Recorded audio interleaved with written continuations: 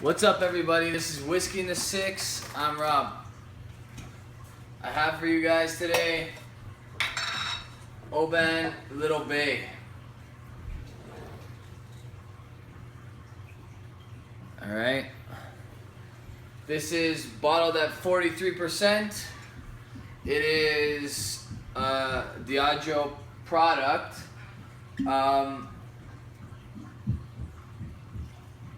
Funny thing about this particular bottling is it's actually more expensive for once everywhere else in the world than it is here in Ontario. It's $99 Canadian, and if I were to buy it anywhere else with the exchange rate, it would actually cost me a lot more. In the UK, it's 56 or 57 pounds. In the United States, Total Wine sells it for about $98 as well, which with the exchange would cost me about $130. So for once, I'm actually getting a deal buying a bottle at the LCBO in Ontario, which I find is pretty cool. The Masters of Malt, Whiskey Exchange, they all have the 14-year-old priced lower than Little Bay. So I'm not sure why that is, but for whatever reason, LCBO in Ontario has the 14-year-old priced a lot higher than Little Bay. So this is the rare bargain that we get in Ontario. This particular bottle has been aged a few different ways. I have it written down here just because I didn't want to forget. So it's matured in refill American oak hogsheads, European oak sherry casks, and refill casks with new ends at the end for the expression to marry at the during the finish. And I believe those are the last casks are extra small. They're only about 200 liters, which is the smallest that they have at the Oban Distillery. All right, and the ends are replaced to make new ends, I guess, to give more of an oaky taste. All right, because they are refill casks, so they're casks that have been used, but they have new ends at the end. So I had a couple of opportunities to try this, and I gotta say I'm actually really impressed. Okay, this is super good stuff. Okay, it's there's added color here. It is chill filtered, but ultimately, like I was saying to one of my subscribers earlier this week, taste is king. So yeah, maybe it doesn't check the boxes. It's a no age statement whiskey.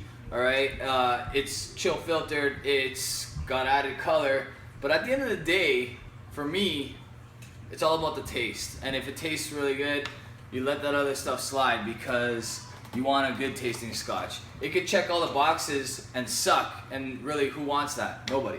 So Oban checks all the boxes with this particular jam. I've tried the 14-year-old, which is really good as well, but this one is exceptional. All right. For those of you that don't know, Oban is a Highland Scotch. It's located northwest part of Highland, okay, and it's a coastal distillery. So it's right at the edge of the border of Highland, and it gets that coastal feel that you would get from the islands and Islay type Scotch. You're not getting a ton of peat with this expression. The 14-year-old, I believe, has more peat. There's very little, if any, in this one. But you do get that ocean spray, iodine smell and taste, okay? Which is pretty cool. All right, so I'm gonna nose it, taste it, give it a mark, as per usual. I do want to say thank you to Alex Thomas, who works for Beam Suntory. I probably pronounced the second part of that name incorrectly, but he invited me to a Bowmore event that's coming up near the end of October. I'm really super excited for, and we'll be working closely over the next little while. I'll be doing some reviews of Bowmore and stuff like that. So thank you very much, Alex. I appreciate it. yeah, so onto the nose. This is a super, super fruity nose.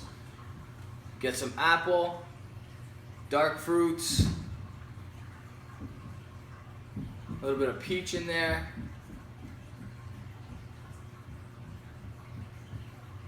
I would say mango. Very, very fruity nose. Okay, super sweet on the nose. No alcohol burn on the nose whatsoever. I will say that changes a little bit when you take your first sip, because although it's only bottled at 43%, it does have some heat to it, which indicates that there's some younger whiskeys in this. So on the palate.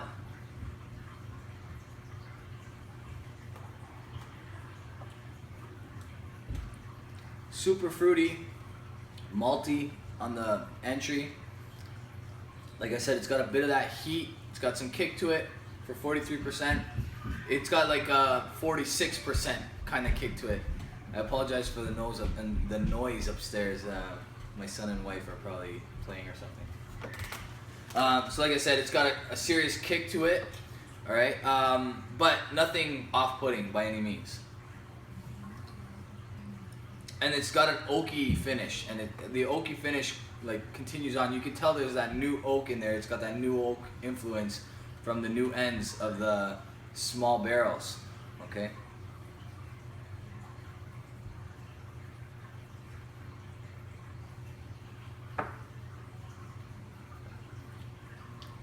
My guess is there's some older whiskey in this as well.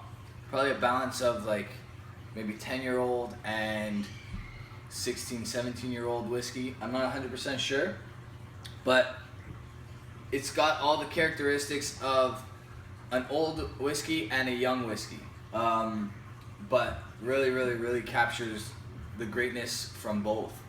It's really, really good stuff. Okay. One more time on the palate.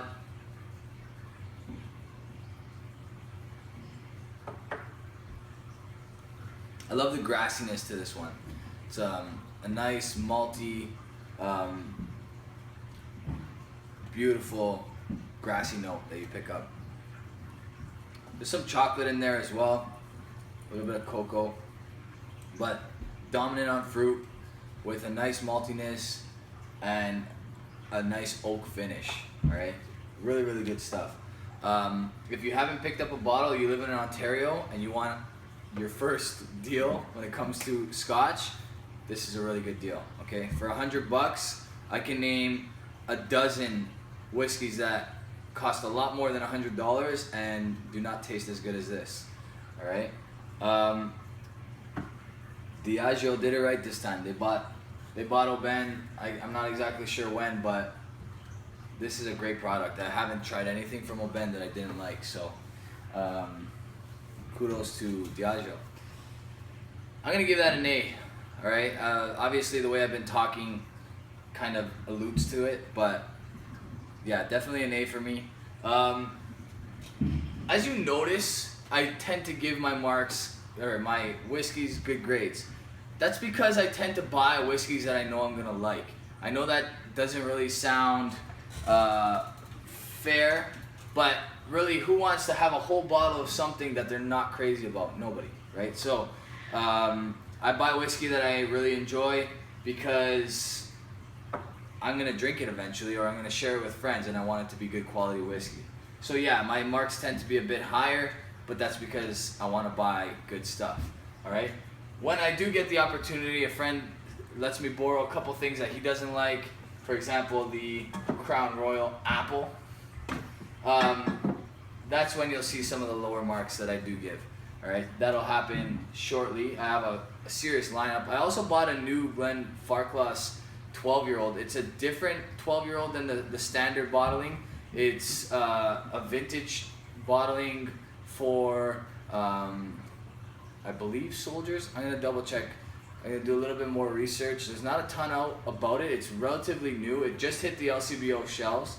There's an 8-year-old, a 10-year-old, and a 12-year-old. I picked up the last bottle in Woodbridge of the 12-year-old. Hopefully they replenished it now, but there's not a lot known, like I said. So if anybody knows about this new Glenfarclas 12-year-old, you can leave a comment below.